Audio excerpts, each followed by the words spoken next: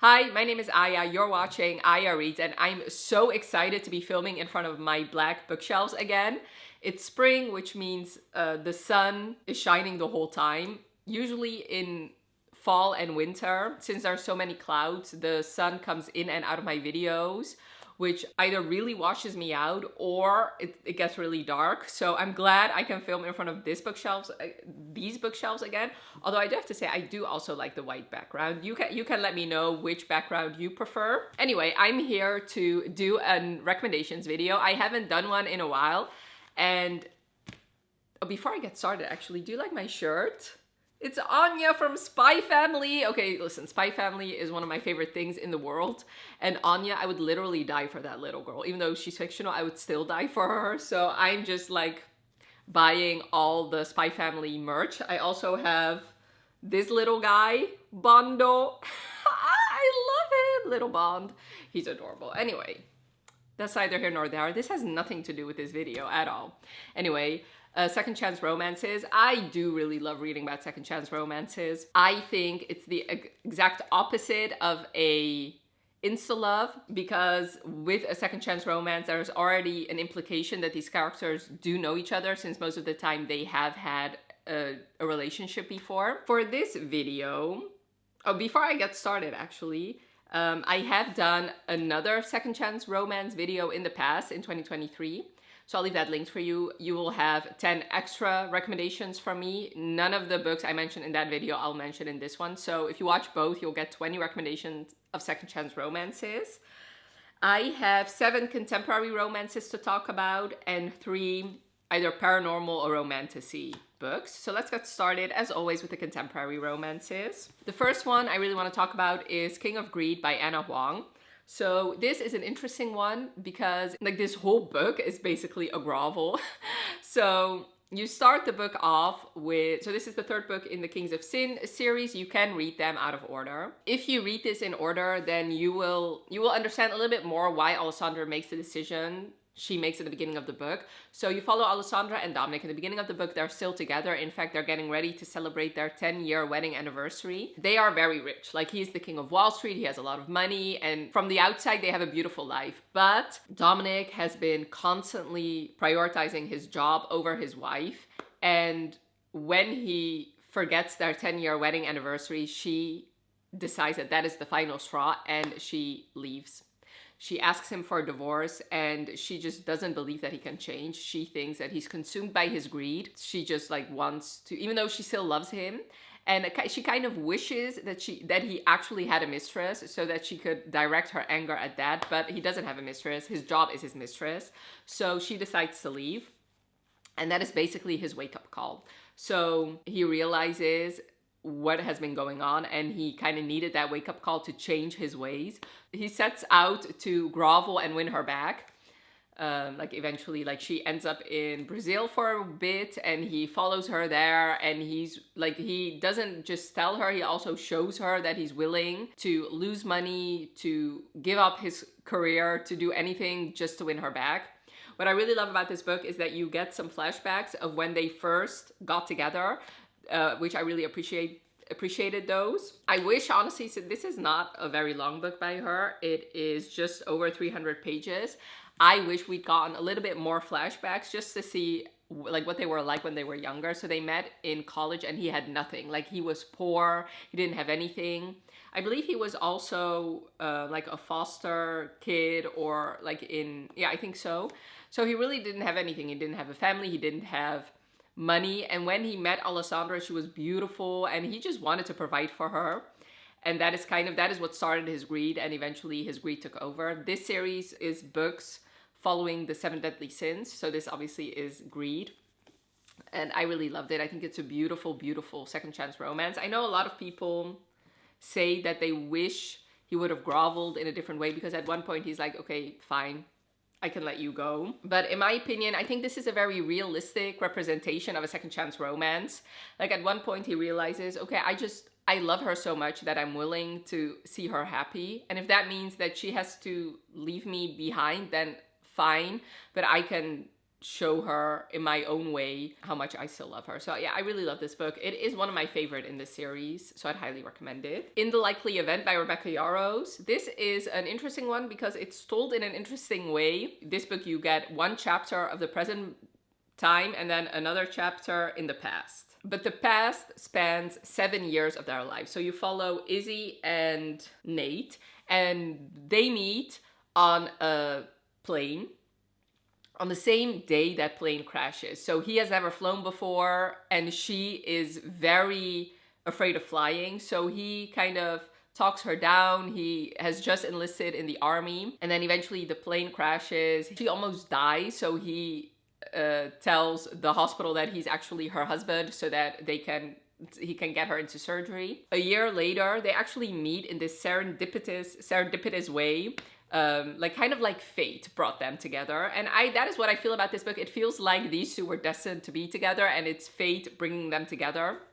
So they meet at a random place somewhere else, and they have this beautiful evening together. And then the 7 years, or like 5 years of their lives, are spent with them like trying to make it work, and it never really working because she has her life, he has his life in the army, and he's constantly away. And now 7 years later, they meet again in Afghanistan around the time that the Taliban takes over, and she is now a like assistant to a politician, and she's there to, I don't know, to accomplish something. And there she sees him again, and she yells at him and tells him that she thought he was dead for the last 3 years. So basically this book, you're trying to figure out what happened. At one point they did try and make this work. They did have a relationship together, and then something happened and they haven't spoken in 3 years. And in fact, something happened to make her think that he has been dead for 3 years. And then the present time is that time in Afghanistan where he's a special ops guy in the army, and he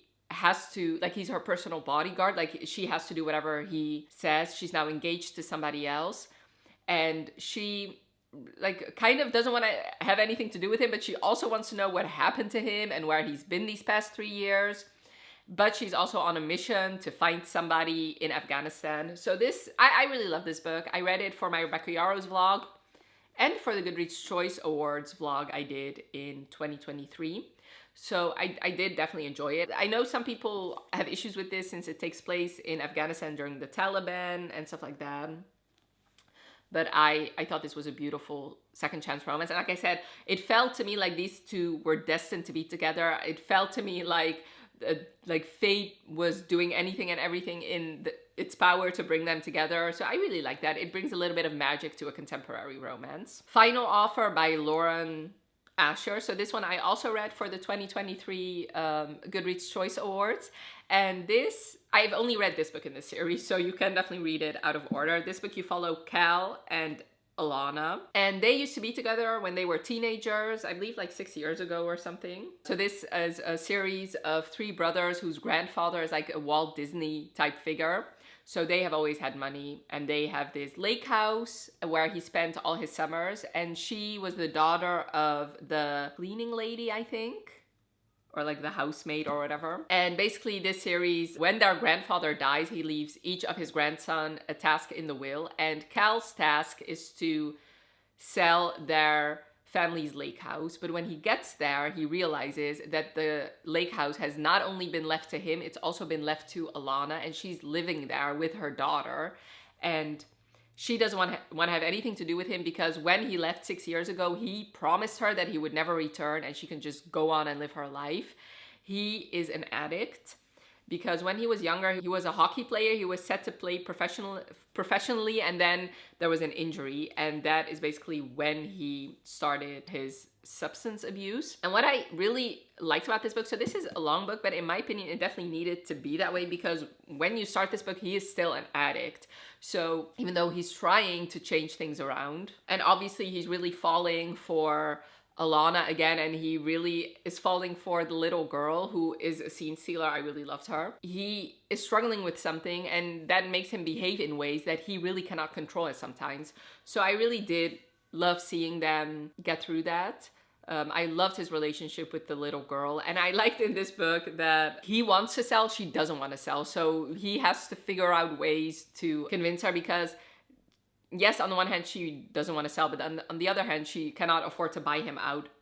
And obviously there is history there, so he doesn't want to be a dick about it either. There's at one point where, so she's living in the big house, he's living in the pool house, and then at one point, because of construction reasons and romance reasons, she and her daughter also have to live with him in the little pool house thing.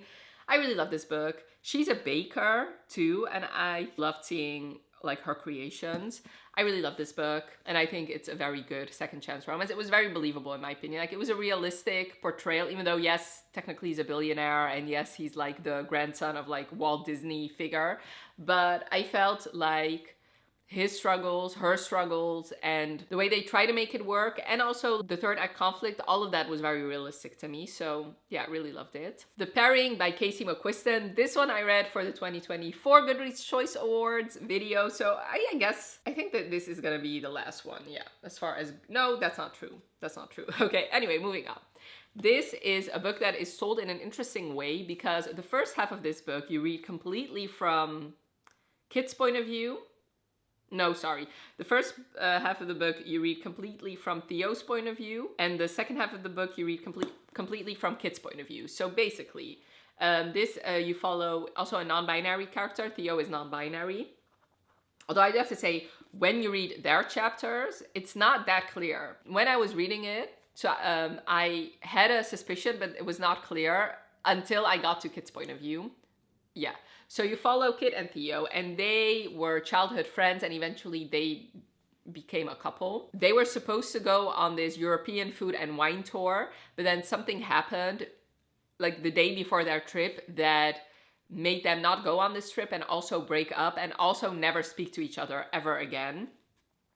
And instead of getting their money back, they got like this voucher that was supposed to be like they could get another food and wine tour. They have a certain amount of time. Like they have, I think 4 years to use that voucher.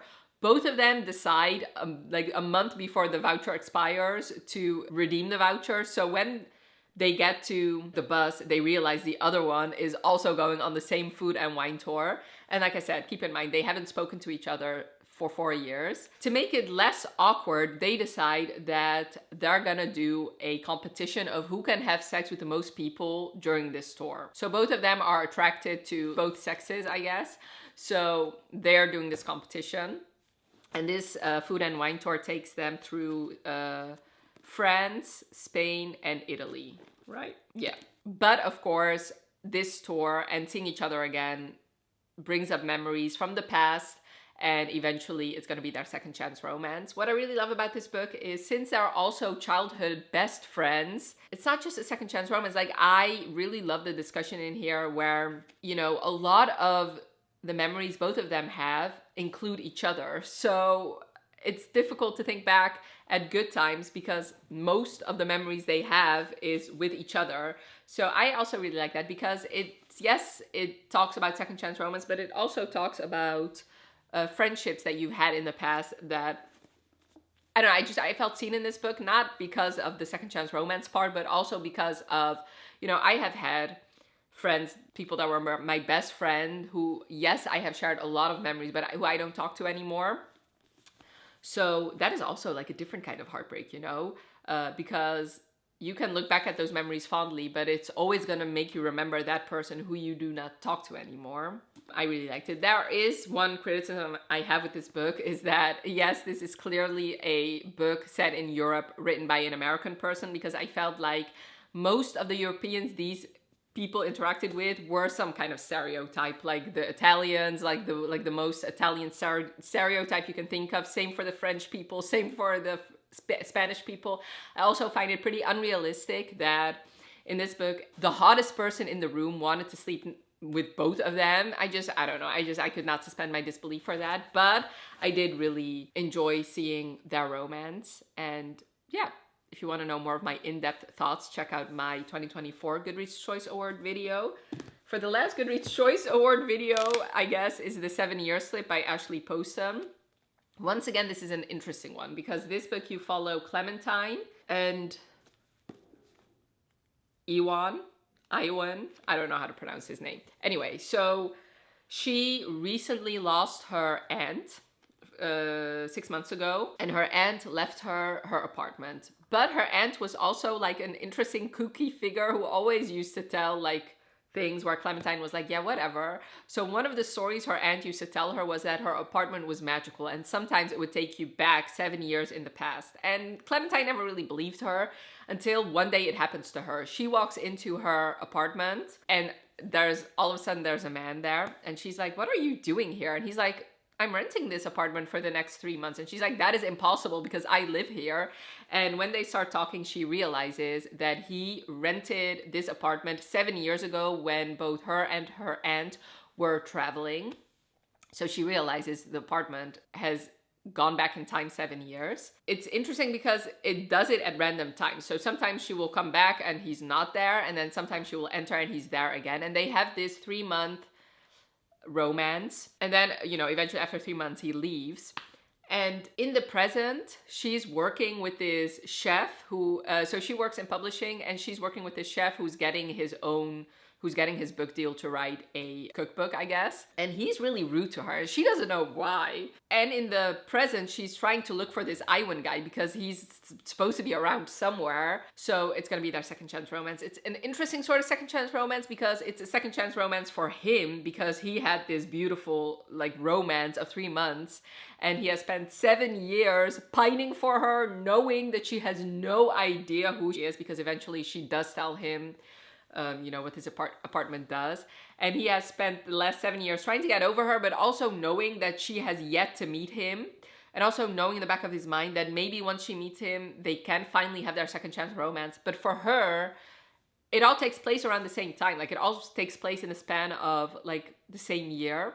So yes, it's a second chance romance, but more so from his point of view, which is basically my main criticism for this book, is we only get her point of view. But his point of view is so much more heartbreaking. Like, I just wanted to see him pine for her. And we never really got to see that. We only got to see the beginning and the end for him, but not in the middle. And the middle part is just, I don't know, I just find it to be a little bit more interesting. Not that I'm saying that I would like 7 years of hell for these two, but I would like at least like some sort of flashback chapter from his point of view. I just wanted his point of view, and this was not his point of view. It was only her point of view. But yeah, it qualifies as a second chance romance. It wasn't my favorite book. I gave it 3 stars, but a lot of people do love it, so that's why I'm recommending it. The next one is an older book. Let me see when it came out.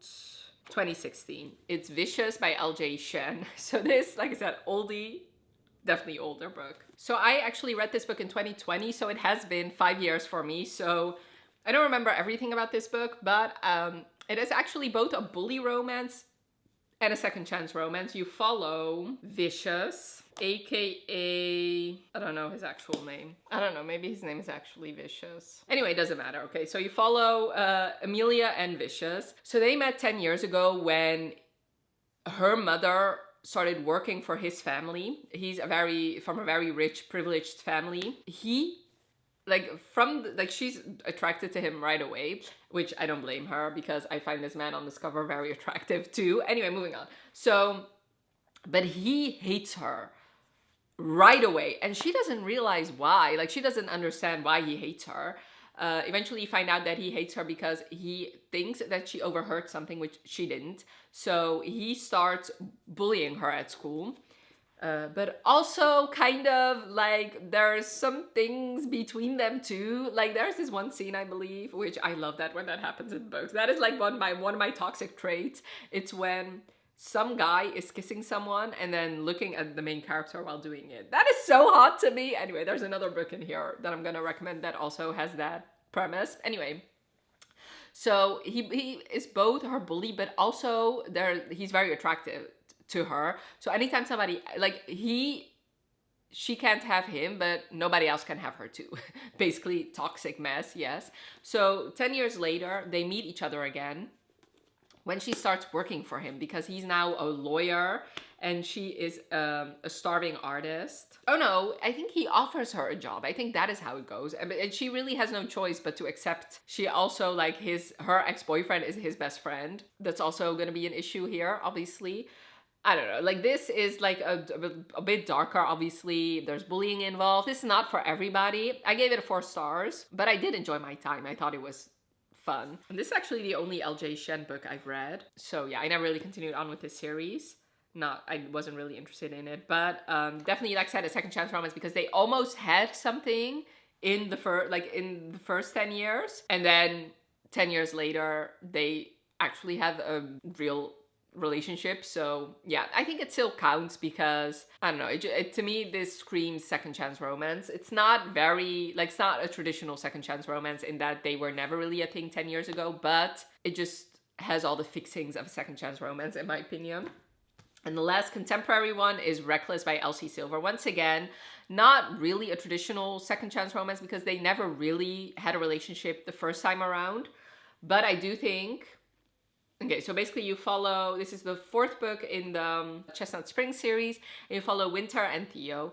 And Winter is Summer's sister from the first book, and Theo is Red's like mentee from the first book. And they've been around each other, but Winter in general, nobody really likes her since she was kind of a bitch to her sister for reasons which you'll find out in this book. And the first time they meet, they like don't really have the best first impressions of each other. Well, technically he's very attracted to her, but she kind of chews him out for something, which makes him even more attracted to her.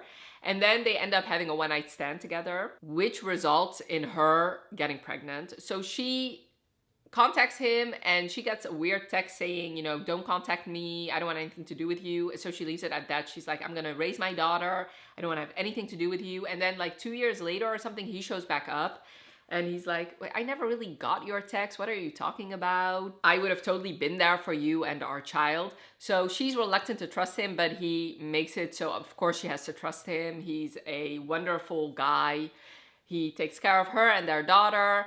And to me, it feels like second chance romance because I do think had he gotten her text, he would have 100% shown up for her and they would have had an actual relationship 2 years ago. So I feel like this is like an almost relationship, but then it stops and then things pick back up 2 years later. So I feel like we could have almost had it. Like we could have almost been something, but we never were. And then now we actually are something. This, once again, is not my favorite in the Chestnut Springs. I gave it 4 stars. I did enjoy it. I think Theo is perfect. But in my opinion, he was a little bit too perfect. Like, I felt like she had all the flaws and he had none. Whereas I feel like he could have had some flaws and it would have been a more balanced relationship. But I really loved this second chance romance. I loved them taking care of their little girl together and seeing their HCA too. And I really loved seeing more of Winter in this book, finding out more about her. Even though on the surface, you might think that Summer had it worse. Since they have an interesting dynamic. So they're sisters, but she's the daughter of her father and his actual wife. Summer is the daughter of like the guy and his mistress. So there are some shitty things that happen to Summer because of her father's wife. So you think that, like, on the surface, you think Summer had it worse, like, as far as childhood is concerned, but in this book, you find out maybe that's not 100% the case. So I did really enjoy it. It's very good, like, second chance at a romance, in my opinion. Now for the paranormal / fantasy ones. The first one is Witches Get Stitches by Juliet Cross. This is another one where it's like a second chance at a romance. You follow Violet and Nico, and they met 2 years ago, I think, or like a year ago or something, where they had this beautiful night together and they had like some sexual thing going on. And Violet, who's a seer, she's a witch, he's a werewolf, which of course I'm gonna love that. So since she's a seer, she sees that being with Nico is gonna bring her death and destruction or something like that, like some bullshit premonition like that. So she vows to stay away from him. But then her sister and his cousin get together and Nico moves to New Orleans to be closer to his cousin. So she now has to be around him all the time. And since she knows that she cannot be in an actual romantic relationship with him, but she is drawn to him, she does really like him, they decide to be friends. And eventually they decide to start this tattoo business together. But of course, as much as she doth protest too much, no, but as much as she doesn't want to be in a relationship with him, eventually he wins her over because his mission in life is to be with his fated mate. So it's that romance. This is my favorite in the series. I really love this book, and I do think it's an excellent like second chance at romance book in my opinion. There's always something between them. Everybody, like all the other characters, can see it. It's just Violet just needs to be persuaded into finally making things happen. So really love this book. You can read it without having read the other ones, but just like with King of Greed, like the anticipation of them being around each other and seeing it from the other character's point of view makes it even more interesting to finally get that romance. So I would say read them in order if you can. If you don't want to, you can definitely read this without having read the other ones. Then there's one of the most heartbreaking ones is Raven's Song by TJ Klune. So both Wolf Song and Raven Song are second chance romances, but this one, oh my god, how heartbreaking. So this book, you follow Gordo and Mark, and this is also actually a witch and a werewolf romance, but this time it's an MM romance. I'm gonna put it here. Okay, sorry. MM romance. They used to be together. So in this world, every wolf pack has to have like a witch to like protect them, to put up wards, stuff like that. And years ago, Gordo and Mark used to be a couple, but then something happened to make the Bennett clan leave. So Gordo is heartbroken about that. This is all things you've heard about in Wolf Song, but of course in Wolf Song, so Gordo is Ox, who's the main character in Wolf Song. He's like his adoptive dad in a way. So because Ox gets entangled with the Bennett clan, Gordo kind of gets sucked into that because on the one hand he wants to protect Ox, but since Ox is determined to keep hanging out with the Bennett clan and stuff like that, Gordo wants to at least protect Ox. So because of that, he gets into like a forced proximity situation with Mark again. And because of events that happen in Wolf Song, they kind of have to work together again.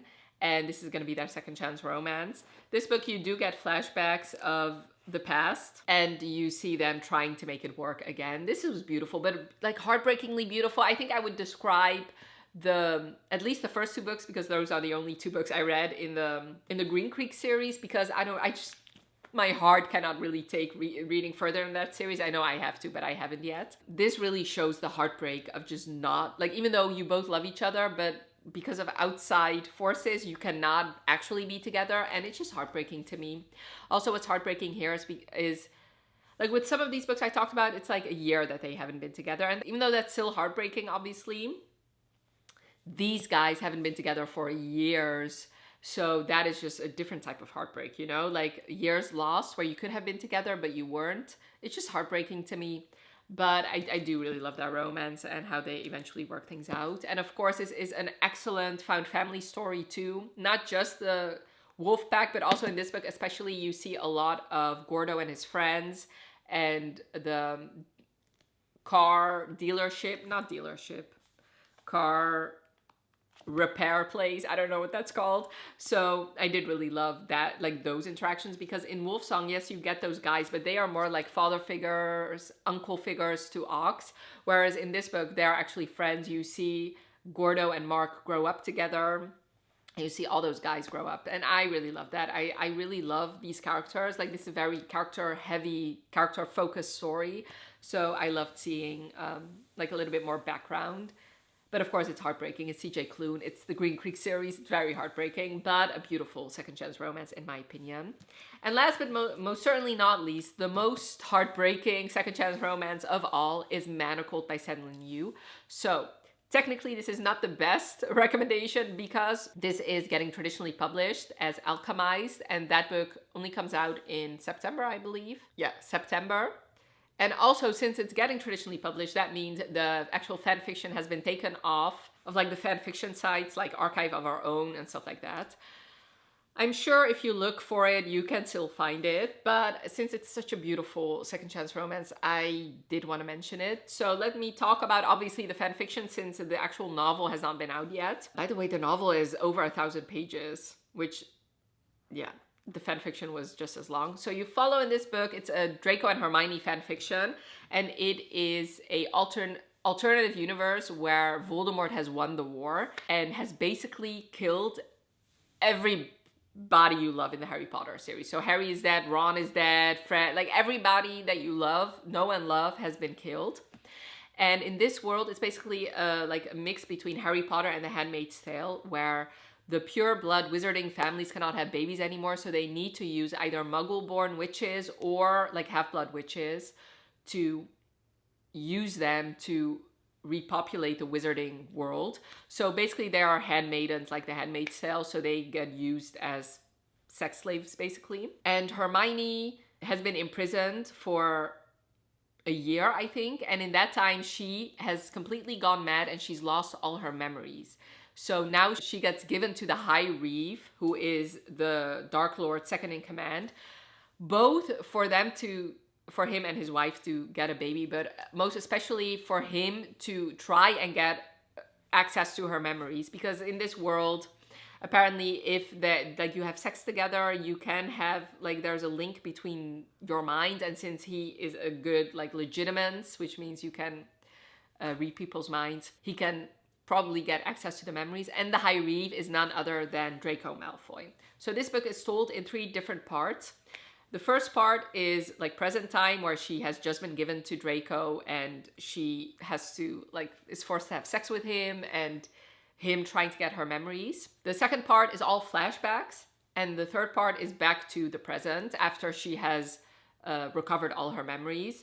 And basically the flashback chapters are Draco and Hermione falling in love, and then the third book is actually their second chance romance.